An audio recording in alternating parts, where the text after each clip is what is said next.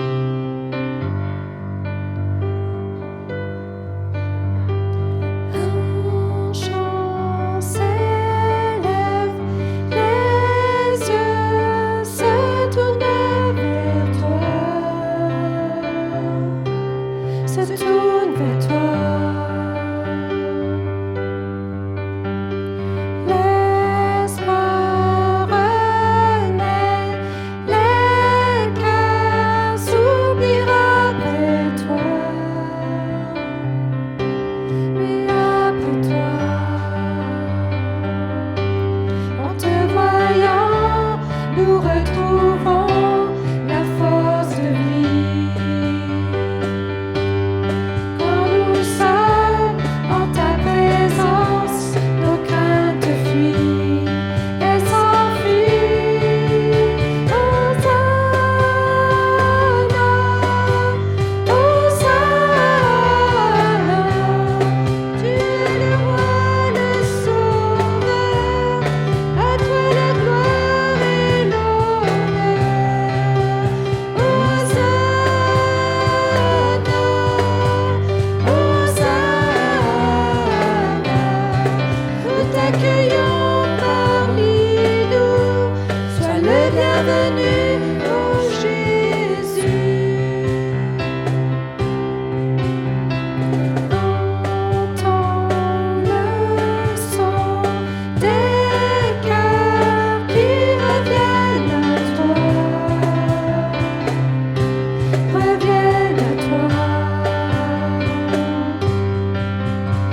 Dans ton royaume, les vies brisées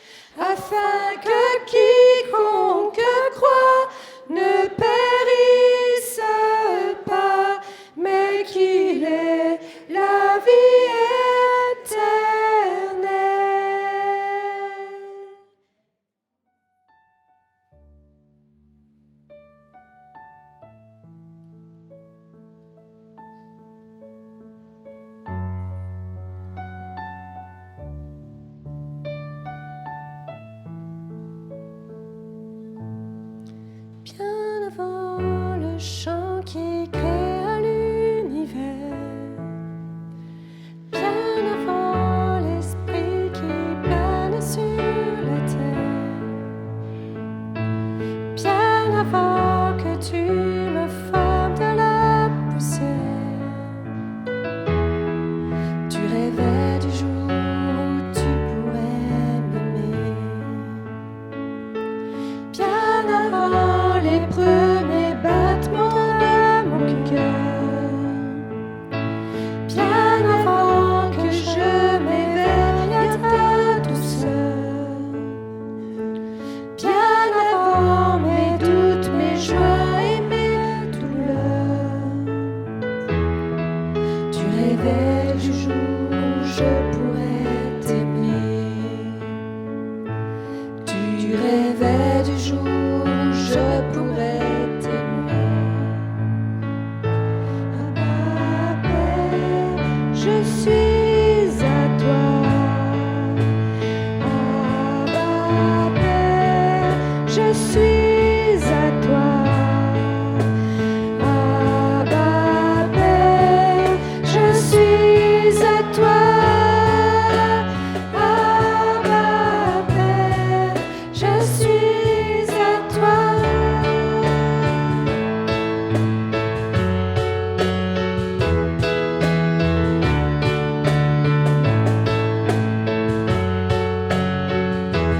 Bien avant que Jésus marche sur la terre, bien avant que le Fils qui nous montre le Père, bien avant que les yeux sur moi soient ouverts, tu rêvais du jour où je pourrais m'aimer. Bien avant que mon péché brise ton cœur, bien avant que coule le sang et la sueur, bien avant les clous, le froid et la douleur, tu rêvais du jour où je pourrais t'aimer. Tu rêvais du jour où je pourrais t'aimer. Abba, Père, je suis à toi.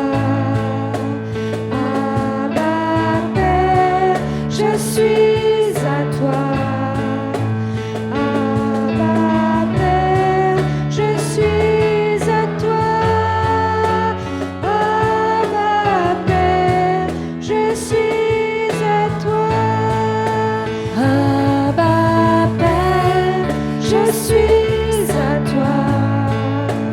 Abba, Père, je suis à toi.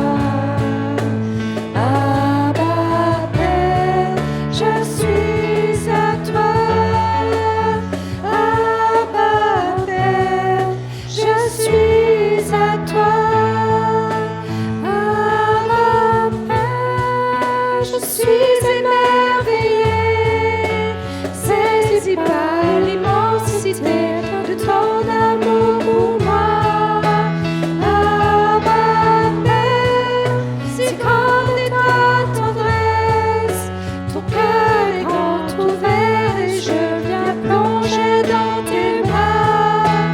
Abba, Père, je suis émerveillée, saisie par l'immensité de ton amour pour moi.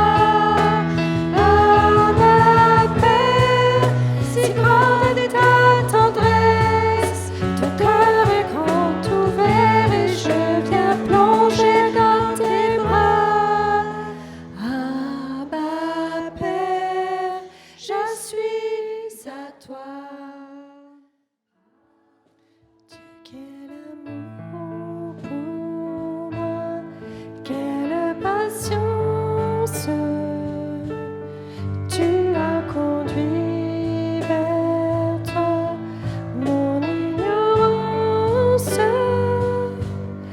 Comment pouvais-je alors saisir ce que ton cœur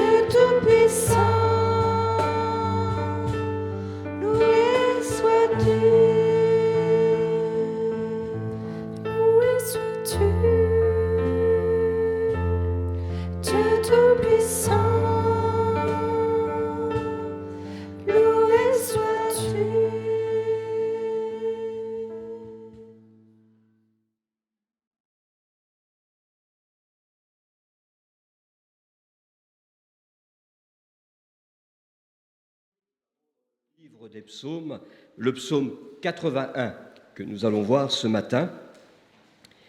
C'est un psaume justement de rappel de Pâques, de ce que Dieu a fait pour le peuple d'Israël. Et nous voyons que l'auteur veut imprégner quelque chose dans les esprits, dans les cœurs du peuple d'Israël, mais comme il désire ce matin imprégner quelque chose dans notre esprit et notre cœur pour ce matin, alors le titre auquel on pourrait donner à notre méditation, c'est « Les conséquences de Pâques dans la vie du disciple ». Plus je réfléchis, plus je reste convaincu qu'il ne suffit pas de lire ou de décrire cette fête de haut en bas, de sa longueur, de sa profondeur, de connaître les termes hébreux, de donner les interprétations, parce que si ça reste seulement intellectuel, eh bien ça ne me sert à rien. C'est bon parce qu'il faut savoir, et Dieu nous a donné bien sûr une intelligence, mais nous voyons que le Seigneur désire une chose, c'est que cette parole descende dans notre cœur, qu'elle prenne racine dans le but que nous puissions vivre ce qu'il nous enseigne. C'est sans doute le plus important, mais bien sûr, pour qu'elle descende dans notre cœur, nous avons besoin de l'entendre avec notre intelligence. D'où la nécessité, comme Paul le dira, d'être constamment renouvelé dans notre intelligence. Mais il parlera aussi, et c'est même une prière de Paul pour les Éphésiens, il désirait que Dieu ouvre les yeux de notre cœur. Que savons-nous de Pâques ?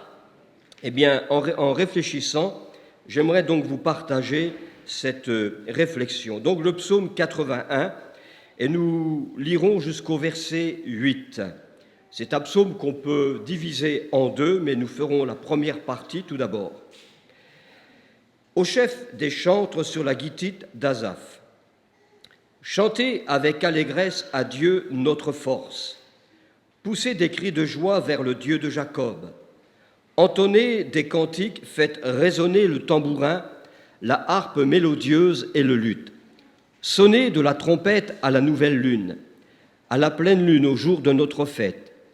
C'est pour une loi pour Israël, car c'est une loi pour Israël, une ordonnance du Dieu de Jacob. Il en fit un statut pour Joseph, quand il marcha contre le pays d'Égypte. J'entends une voix qui m'est inconnue. J'ai déchargé son épaule du fardeau, et ses mains ont lâché la corbeille. Tu as crié dans la détresse, et je t'ai délivré. Je t'ai répondu dans la retraite du tonnerre, je t'ai éprouvé dans les eaux de Meriba. Et là, nous avons, dans le milieu du psaume, une pause. Donc nous reprendrons dans 2 minutes après une page de pub.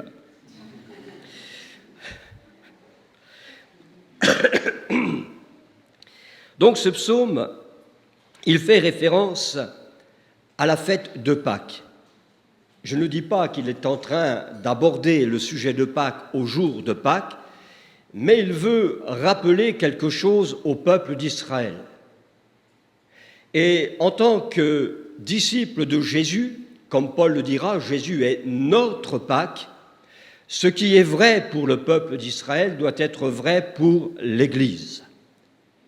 Je ne dis pas qu'il faille pratiquer toutes les ordonnances qui ont été données à Pâques, puisqu'en tant que non-juif, ce n'est pas l'objectif de Dieu, parce que vivre simplement ou pratiquer des symboles sans vivre ce que représentent ces symboles, ça reste de la religiosité. Or, Dieu désire une pleine vie, que cette Pâque que Christ est pour nous soit une réalité, quelque chose que nous puissions vivre. Alors il fait un rappel. Et vous remarquerez qu'il démarre fort puisqu'il va dire « Chantez avec allégresse à Dieu notre force, poussez des cris de joie ». Et là, il ne s'adresse pas à un peuple qui est encore dans la servitude, normalement. Ce n'est pas un peuple qui est encore sous le fardeau du péché, un peuple qui n'a pas encore reçu la révélation de Dieu, bien au contraire. Israël a été libéré d'Égypte. Dieu leur a parlé, il a fait des miracles extraordinaires. Et il s'adresse donc à un peuple qui, logiquement, est libéré de tout fardeau, libéré de son péché, libéré d'Égypte. Et quelque part, il dit, « Eh oh, chantez avec allégresse à Dieu notre force !» Et dans son développement, il vient dire, ben voilà, moi je vous rappelle ce que Dieu a fait pour vous. Ne l'avez-vous pas oublié? Lorsque Israël était en Égypte, il était donc dans la maison de servitude. Il gémissait, il se lamentait. On retrouve tout à fait cela dans notre société d'aujourd'hui. Ce n'est pas seulement des chrétiens qui gémissent, mais c'est la société en général qui gémit aujourd'hui dans le monde auquel nous vivons. Nous sommes dans un monde qui veut asservir, mais Dieu ne nous a-t-il pas sortis de cette servitude en Jésus-Christ? Jésus lui-même dira en Jean 10, verset 9, « Je suis la porte. Si quelqu'un entre par moi, il sera sauvé. Il entrera et il sortira et il trouvera des pâturages. » Jésus ne faisait-il pas allusion finalement à cette vie qu'Israël avait en Égypte? Et lorsque les Israéliens ont entendu la voix de Dieu au travers de Moïse, alors ils sont entrés dans la présence de Dieu. Et en entrant dans cette présence de Dieu, Dieu les a fait sortir en vue d'une liberté, en vue d'un pays qui était riche en nourriture, en bénédiction. Et Jésus dit bien, eh bien c'est moi la porte. Si on entre par lui, eh bien on entrera dans le plan extraordinaire que Dieu a pour nous et nous sortirons de notre esclavage. Par la foi, le peuple a accompli ce que Dieu avait ordonné. Il n'avait pas d'autre alternative. Il n'y avait rien qui préconisait une libération. Toutes les circonstances qui les entouraient pour se dire mais comment Dieu va-t-il faire? Comment va-t-il nous en sortir? Et puis Moïse, est-il fiable? Il n'y avait rien. Cependant, lorsque Moïse reçoit cette parole de Dieu, il leur donne toutes les consignes de la préparation de Pâques. Voilà ce qu'il faut faire. Et eh bien, le peuple n'aura qu'une alternative, c'est de saisir cette parole par la foi. Et Paul dira qu'il ne faut pas marcher seulement par la vue, mais marcher par la foi. Rien, mais rien ne laissait préposer une délivrance à ce moment-là. Lorsque nous commençons à entrer et à se poser des questions, est-ce que Dieu peut vraiment? Eh bien, ce n'est pas un affranchissement total. On est au seuil du questionnement, mais Dieu nous demande, comme ce peuple d'Israël, à entrer par la foi de ce que Dieu dit, de ce que Dieu a fait et de ce que Dieu est.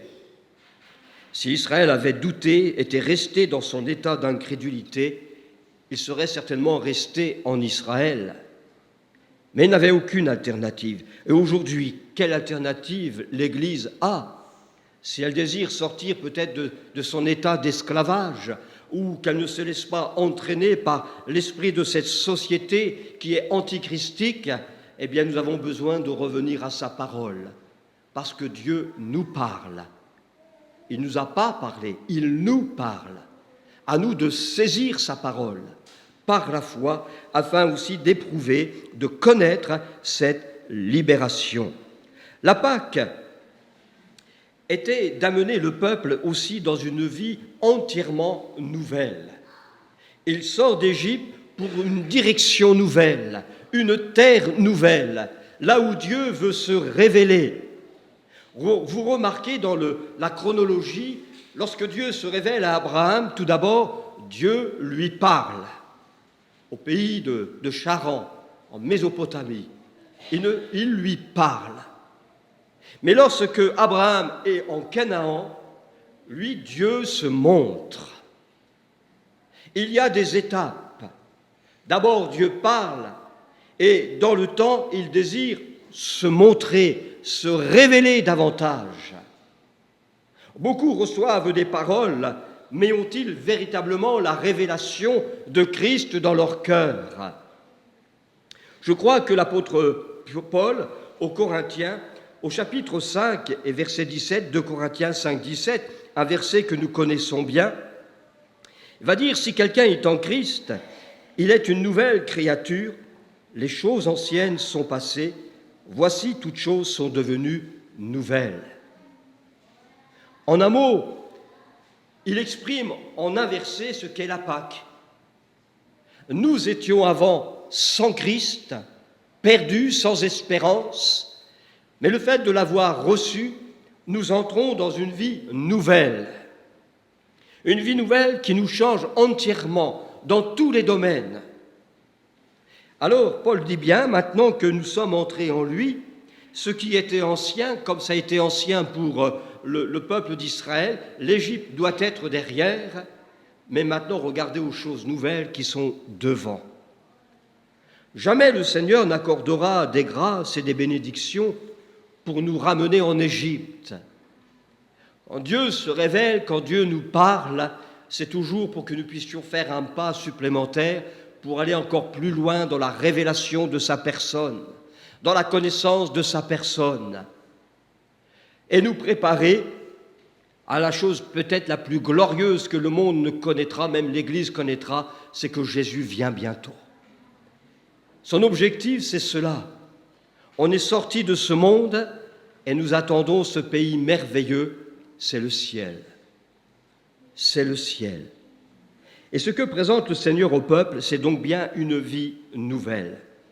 Galates chapitre 5, verset 1er. Vous savez que les Galates, qui ont entendu parler de l'Évangile, qui ont goûté à la grâce, à la libération, à un moment donné, eh bien, des doctrines commencent à circuler. Un autre évangile que celui qu'ils avaient écouté la première fois, l'évangile qui avait été annoncé par Paul, commence à les troubler et ils commencent à s'en détacher.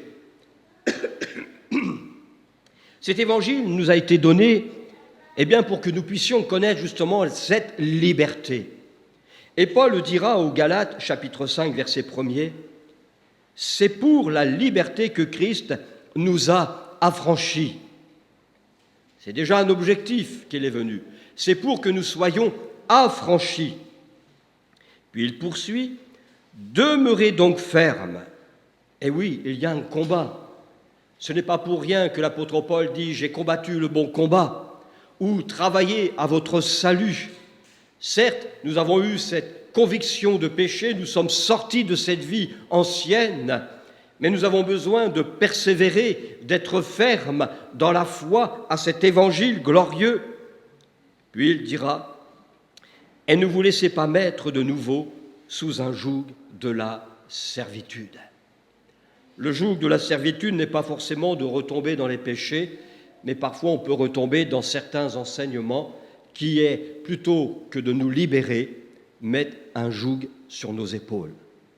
Je me souviens un jour de cette dame que nous avions accueillie, et elle était dans une assemblée, dite évangélique, mais quand nous l'avons reçue, c'était une femme qui était totalement perturbée. Elle ne savait plus, comme on dit, sur quel pied danser. Elle vivait dans une servitude avec des jougs de « il faut pas, il faut pas, il faut pas faire, il faut pas ». C'était toujours des « il faut pas ». C'était tout juste que le jour où on voulait acheter, s'il fallait acheter un frigo, acheter une voiture, il fallait passer par les responsables, il fallait attendre leur autorisation, jusqu'au choix de la couleur. Tout devait passer par l'homme finalement. On leur disait, lorsque vous allez en ville, eh bien, il ne faut pas regarder les bars qu'il y a dans les rues. Il faut vraiment vous voiler la face quelque part. Vous savez, c'est difficile d'éviter les bars dans les rues, il n'y a que ça. Il n'y a que ça. Alors, à un moment donné, je dis, mais alors, ils vous disent qu'est-ce qu'il faut faire? En un mot, elle dit, je ne sais pas. Voyez-vous, elle avait, soi-disant, un évangile, mais un évangile qui mettait sur elle un joug pesant. Elle était enfermée dans des interdits. Mais l'évangile, justement, nous dégage de ces interdits, ce qui ne veut pas dire faire n'importe quoi, mais le Seigneur nous donne la puissance du Saint-Esprit pour mettre en pratique sa parole. C'est pour la liberté que Christ nous a affranchis. Ne laissons pas certains enseignements nous enfermer, occulter, la gloire de cet évangile qui libère, qui sauve et qui nous révèle le Christ. Il n'est pas question pour le peuple donc de retourner à l'esclavage. Et voilà pourquoi le psalmiste encourage ce peuple à chanter, à pousser des cris de joie, entonner des cantiques, faire retentir les instruments.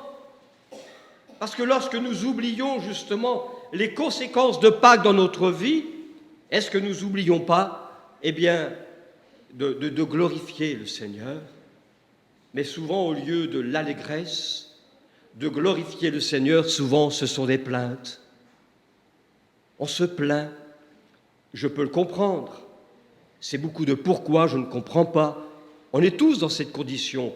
Et je reconnais que des fois, je m'interroge.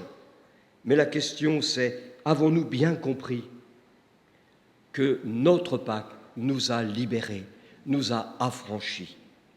Vous remarquerez bien que dans Exode au chapitre 20, le Seigneur, avant de donner ces 10 paroles, non pas 10 commandements, mais ces 10 paroles, il commence ainsi: « Je suis l'Éternel, ton Dieu, qui t'ai fait sortir du pays d'Égypte, de la maison de servitude. » On dirait que le Seigneur, avant d'aller plus loin avec son peuple, ici, il enfonce le clou.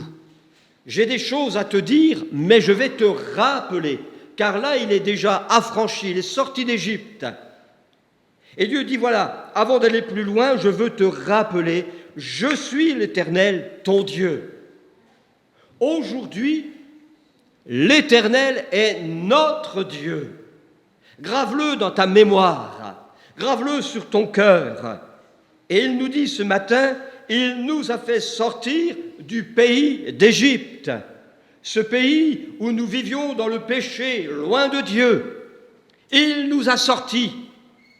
Et lorsque nous avons gravé cela, et matin après matin, et même avant d'aller se coucher, se dire « Merci Seigneur, parce que tu es l'Éternel, tu es mon Dieu, tu m'as fait sortir du pays de la servitude. » Alors je te loue Seigneur, parce qu'aujourd'hui je vis dans la liberté de l'Esprit. Amen. Et alors ensuite, le Seigneur va plus loin. Il ne faut pas non plus oublier qu'avant de connaître Christ, la Bible nous dit que nous étions morts par nos offenses, mais elle nous a rendus à la vie avec Christ. C'est ici l'exécution de Pâques. Si Pâques, souvent dit, c'est Christ mort et ressuscité, eh bien ici l'apôtre dit aux Éphésiens, vous étiez morts, mais en lui vous connaissez aussi la résurrection. Il nous fait entrer, en lui, il nous fait entrer dans la réalité de Pâques. Voilà pourquoi la question qu'on peut se poser ce matin, je me la pose pour ma vie. Quelles conséquences Pâques a pour ma vie? Quelles conséquences Pâques a dans ta vie? Il ne faut pas que ce soit seulement quelque chose de verbal, intellectuel, mais vivons Pâques. Vivons-la chaque jour. C'est l'œuvre de Christ à la croix. Et lorsque je réalise l'œuvre de Christ, comme Paul dira, notre Pâques, alors suis-je transporté d'allégresse. Quel culte offrons-nous au Seigneur quand nous nous rassemblons? Quel culte nous pratiquons dans nos maisons? Avons-nous compris cela? J'aimerais que nous puissions lire, c'est 1 Corinthiens chapitre 5, versets 7 et 8. 1 Corinthiens 5, versets 7 et 8. Faites disparaître le vieux levain, afin que vous soyez une pâte nouvelle, puisque vous êtes sans levain, car Christ, notre Pâques, a été immolé. Et il poursuit, verset 8, « Célébrons donc la fête, non avec du vieux levain, non avec un levain de malice et de méchanceté, mais avec les pains sans levain, de la pureté et de la vérité. » Il ne s'agit pas donc du pain physique, ce qu'on mange, mais on comprend qu'il s'agit de pureté, de vérité, donc de vie, de vivre dans la sainteté, de vivre dans la vérité. Voilà le pain sans levain. Alors on ne va pas se faire la guerre à savoir s'il faut manger du pain avec ou sans levain. Je peux vous dire, je l'ai dit vendredi soir, ici c'est du pain qui est fermenté, il y a du levain. Quand je vais à Chaumont, c'est du pain sans levain. Eh bien, quand je prends l'un ou l'autre, je ne me sens pas plus supérieur ou inférieur. Je ne me sens pas plus jugé par Dieu ici ou ailleurs. La question, c'est dans quel état d'esprit, de cœur je prends la Sainte Seine. Comment je saisis cette Pâque? Est-ce que je la vis dans la pureté, dans la vérité? Et Paul dit bien de célébrer donc la fête. Célébrons Pâques chaque jour, dans la pureté, dans la vérité, et ensemble. Alors rejetons toute malice et péché. Une des grandes nécessités pour le chrétien, c'est d'apprendre donc aussi à reconnaître la voix de Dieu. C'est donc la deuxième partie de notre psaume à partir du verset 9. Bien sûr, Dieu nous a sortis de l'esclavage du péché. Il nous fait entrer dans une vie nouvelle. Mais je ne pense pas que le Seigneur veuille s'arrêter à ce que nous ayons une vie nouvelle. Dès que nous nous sommes convertis, reçu celui qui est notre Pâque, nous devons donc marcher et avancer. Mais Dieu veut faire cette marche avec nous. Et il a, je dirais, dans son cœur un soupir, une exclamation pour chacun et chacune d'entre nous. Il veut nous éduquer. Et quand on veut éduquer ses enfants, il faut le contact, il faut parler. Et Dieu veut parler à chacun et chacune de ses enfants, à son Église. Le verset 9. « Écoute mon peuple, et je t'avertirai, Israël, puisses-tu m'écouter ?» On entre ici dans le cœur de Pâques. Pâques, c'est vrai, c'est une délivrance, une œuvre extraordinaire qui est toujours valable aujourd'hui. Mais une Pâques sans Christ, une Pâques sans la parole de Dieu, ça ne vaut rien. Maintenant que nous sommes entrés dans cette vérité, eh bien, écoutons la voix du Seigneur. Lisons sa parole. Voyez-vous, c'est qu'au verset 6 de notre psaume, c'est « J'entends une voix qui m'est inconnue ». Lorsqu'il était dans l'esclavage, Dieu, quand même, appelait, visitait, mais ils n'entendaient rien. Ils entendaient, mais qui c'est qui m'appelle? Moïse lui-même, devant le buisson ardent, était étonné, mais t'es qui finalement? Tu me parles, mais je ne te connais pas. J'entends une voix, mais je ne te connais pas. Le monde appelle, Dieu appelle le monde à se repentir. Il y a la voix de Dieu qui retentit dans le monde. Ça peut être au travers le témoignage des disciples, d'événements ou autres, parce qu'ils parlent tantôt d'une manière, tantôt d'une autre. Mais Dieu avertit, Dieu alerte, Dieu parle. Mais la société, c'est un petit peu, ouais, j'entends, mais ça m'est inconnu, je ne connais pas. Et on peut comprendre qu'au verset 9, il s'adresse maintenant à des gens qui ont goûté à cette Pâque. Maintenant, écoute, mon peuple, et je t'avertirai. Est-ce que Jésus n'avait pas à l'esprit ce passage de Pâques quand il dit dans Jean 10 au verset 4, « Lorsqu'il a fait sortir toutes ses propres brebis », on peut dire qu'il nous a fait sortir de notre esclavage, de ce monde. Donc le bon berger, il marche devant ses brebis, et les brebis le suivent. Pourquoi? Parce qu'elles connaissent sa voix. Parce qu'elles connaissent sa voix. C'est juste une question, je ne demande pas de réponse, mais je me la pose également pour moi. Nous qui sommes nés de nouveau, est-ce que nous connaissons la voix de Jésus? Ou pouvons-nous reconnaître dans tout le brouhaha de ce monde, dans le brouhaha de cette religiosité qui apporte une confusion, pouvons-nous reconnaître la voix de Jésus?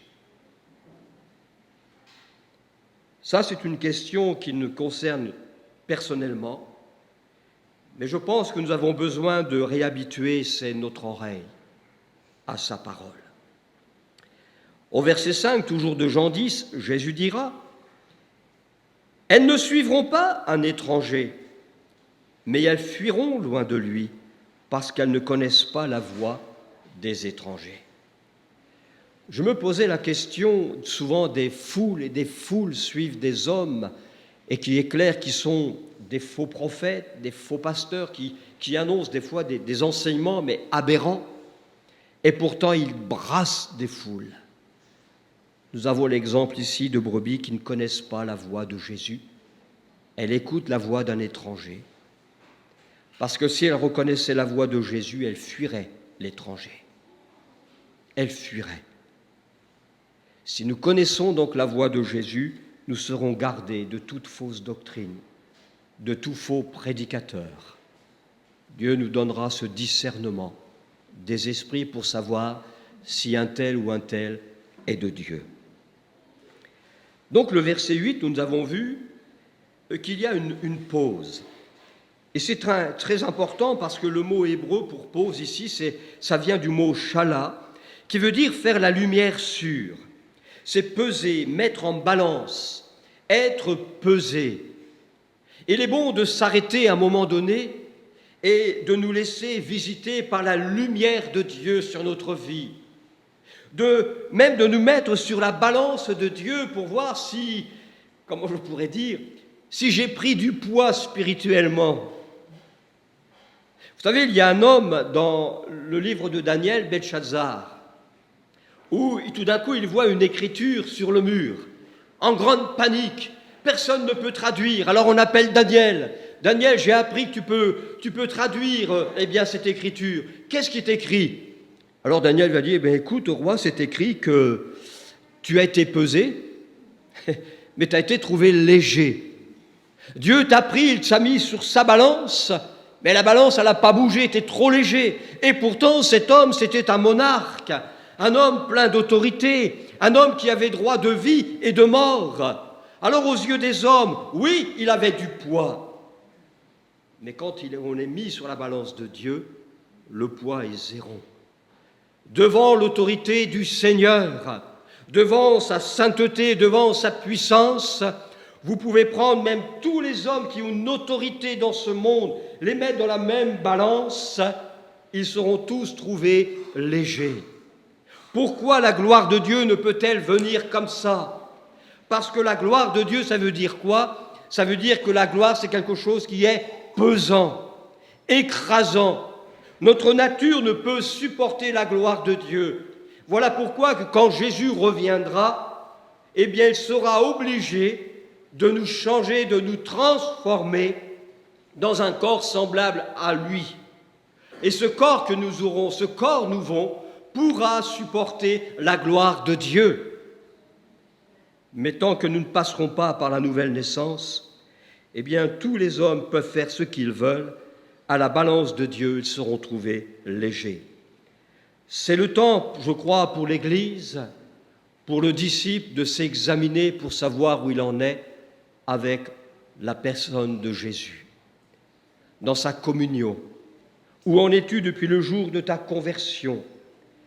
Lorsque Jésus fait un bilan des églises de l'Apocalypse, il y en a 7, à chaque fois il dira que celui qui a des oreilles pour entendre ce que l'Esprit dit.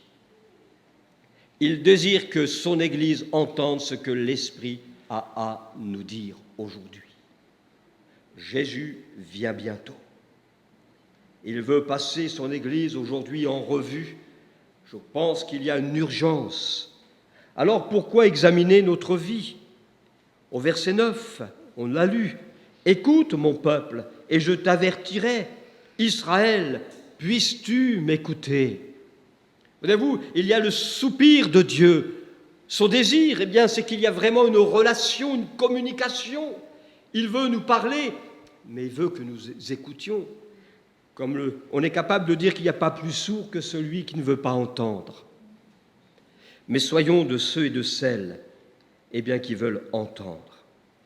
Alors ce psaume est véritablement un rappel de la condition de vie du peuple d'Israël en Égypte.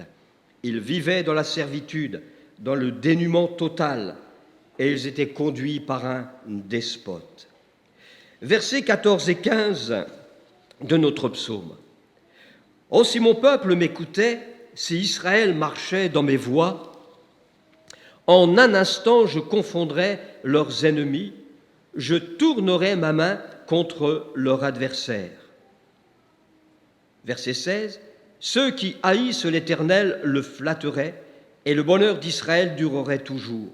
Je le nourrirai du meilleur froment, et je le rassasierai du miel du rocher. » C'est donc le soupir de Dieu.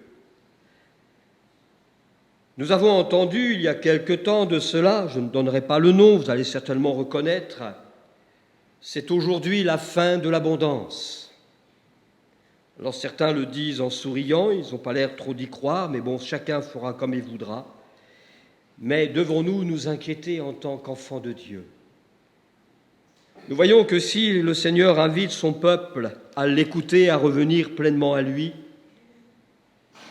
la fin de l'abondance sera pour qui ? Elle sera pour un monde qui rejette Dieu. Je dis bien pour un monde qui rejette Dieu. Mais pour celui qui écoute et qui revient à Dieu, ce sera quoi ? Verset 17. « Je le nourrirai du meilleur froment et je le rassasierai du miel du rocher. » Dieu est le Dieu de l'abondance. Et si nous faisons le bon choix, nous ne manquerons de rien. Ça vous fait penser à quel psaume ? Le psaume 23. « L'Éternel est mon berger, je ne manquerai de rien. » Et pourquoi je ne manquerai de rien ? Eh bien justement parce que Dieu est mon berger, celui qui prend soin de ses brebis, celui qui les conduit dans de verts pâturages. Il sait là où il y a la nourriture. Mais à nous de revenir pleinement à lui. Alors lorsqu'Israël a entendu la voix de Dieu, qu'avait-il de plus que les nations ? Rien. Nous n'avons rien de plus que les nations, on n'est pas plus grand qu'eux, on est peut-être même le moindre du peuple, parce que quand on voit comment on traite aussi l'Église dans certains pays, comme des moins que rien, des hommes qui n'ont quasiment pas le droit de vivre, et pourtant, l'Église est toujours présente. Toutes ces grandes nations qui ont autrefois persécuté l'Église, où sont-elles ? Que sont-elles devenues ? Mais l'Église est toujours debout. L'Église est toujours présente. Ils étaient dans le désert, dans un lieu affreux, invivable, et pourtant c'est là que Dieu leur a parlé. Souvent, ce n'est pas dans l'abondance qu'il veut nous parler, mais comme il dit, j'attirerai mon peuple dans le désert, et là je parlerai à son cœur. Toujours facile, ça tout le monde le dit, quand on a déjà l'abondance, quand on a tout ce qu'il nous faut, d'exhorter aux gens de dire « Allez, tenez bon », mais quand on n'a plus rien, est-ce qu'on peut tenir le même langage ? Voilà pourquoi les conséquences de Pâques, c'est d'être capable d'exalter, de glorifier le Seigneur en toutes circonstances. Alors, si nous entendons la voix du bon berger, alors c'est le Seigneur Jésus que l'Église suivra. Le Seigneur, qui est notre Pâques ressuscité, a attiré les disciples sur le chemin d'Emmaüs. Comment ? Dans cette histoire, et quand vous le remettez dans le contexte, Jésus a été, je dis bien a été, crucifié. Maintenant, il est ressuscité. Ces deux disciples sur le chemin d'Emmaüs étaient en train de discuter et ils étaient tout tristes. Et quand cet inconnu vint à lui, il leur pose la question « Mais vous parlez de quoi pour être si triste ?» Alors on comprend bien que celui qui s'adresse aux disciples, c'est Jésus ressuscité lui-même. Et il leur parle. Mais quand vous lisez le langage qu'ils emploient, c'est du passé. Alors ils ne connaissent pas cette délivrance, puisqu'ils parlent encore du passé. Il était, c'était. T'es pas au courant ? Tu penses qu'il n'était pas au courant. Il a tout accompli. Et puis il va dire, mais que votre cœur est lent à croire, qu'il leur dira. Que votre cœur est lent à croire. Alors il va faire comment ? Luc 24, verset 27. Jésus va commencer à les enseigner et il est dit, commençant par Moïse et par tous les prophètes. Il leur expliqua dans toutes les Écritures ce qui le concernait. Et pendant que Jésus était en train de les enseigner, ils vont finir par dire, mais notre cœur ne brûlait-il pas au-dedans de nous pendant qu'il nous parlait? Lorsque nous lisons la parole de Dieu, et voire même pendant les prédications, est-ce que notre cœur brûle? Est-ce qu'il y a vraiment cette visitation de l'esprit? Et vous remarquez l'impact qu'il y a dans la vie de ces hommes. Ils ont démarré tout tristes. Et quand ils ont cette conviction que Christ, notre Pâque, est ressuscité, ils retournent vers Jérusalem. Et que disent-ils? Le Seigneur, fais pas comme moi, hein. Le Seigneur est réellement ressuscité. C'est plus il était, il est, c'est dans le présent, ressuscité, amen.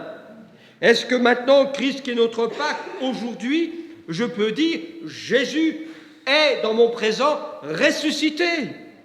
Et s'il est ressuscité dans mon présent, je le suis également, car comme lui, nous aussi. Et verset 36, alors que ses disciples est en train de témoigner, ils exultent, maintenant ils connaissent cette liberté que Israël a connue.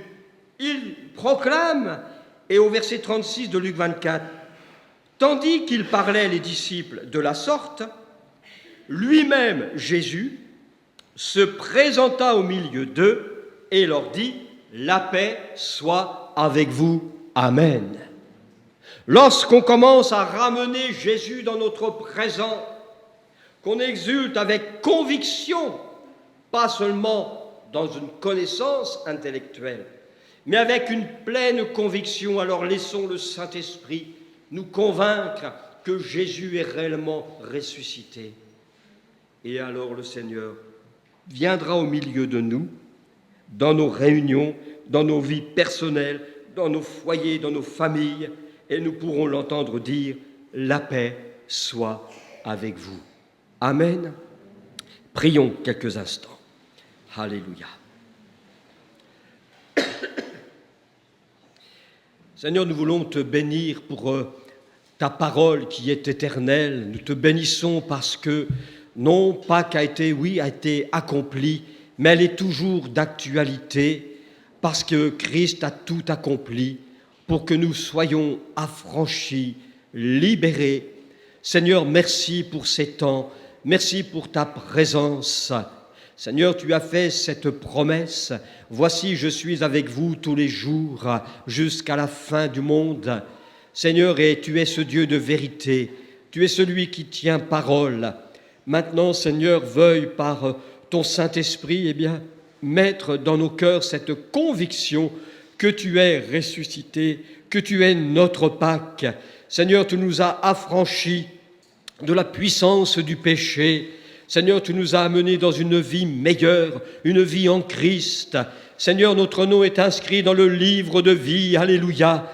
Nous te bénissons pour cette vérité. Seigneur, à toi toute la gloire. Amen. Amen.